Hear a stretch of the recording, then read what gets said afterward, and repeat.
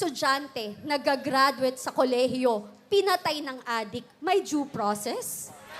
Wala, di ba?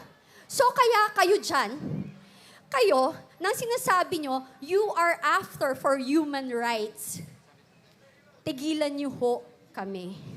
Kasi kung human rights, mas binibigyan nyo ng pansin yung mga biktimang bata, kababaihan, at mga biktima ng pinapatay ng mga drug addict at nasirang buhay ng mga drug pusher and dealers.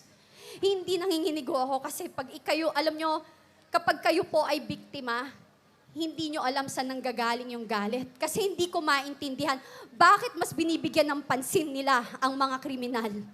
Eto po yan. Nung naging addict po kayo, yung pamilya nyo, kamag-anak nyo, choice nila yan. Yung nagbenta sila ng droga, choice nila yan. Yung naging drug lords and drug dealers sila, choice din nila yan. Pero yung mga naging biktima ng mga yan, ng drug dealers, ng drug addicts, saka drug pushers, hindi ho nila choice na maging biktima. So please, tigilan nyo kami. If you want, pag-usapan natin ng human rights, mas ipaglaban nyo ang 2 taong ginahasa, 5 taong ginahasa, lolang ginahasa, ang pinatay na mawalang kamalay-malay, yun ang ipaglaban nyo. Yun ang masakit. Kasi pinaglalaban nyo kriminal.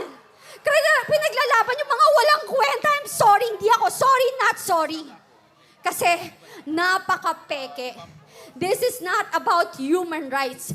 This is a political assassination. Kasi kung kampante kayo at talagang confident kayo na ang liderato nyo ay nasa tama at okay, hindi kayo manggigipit ng tao.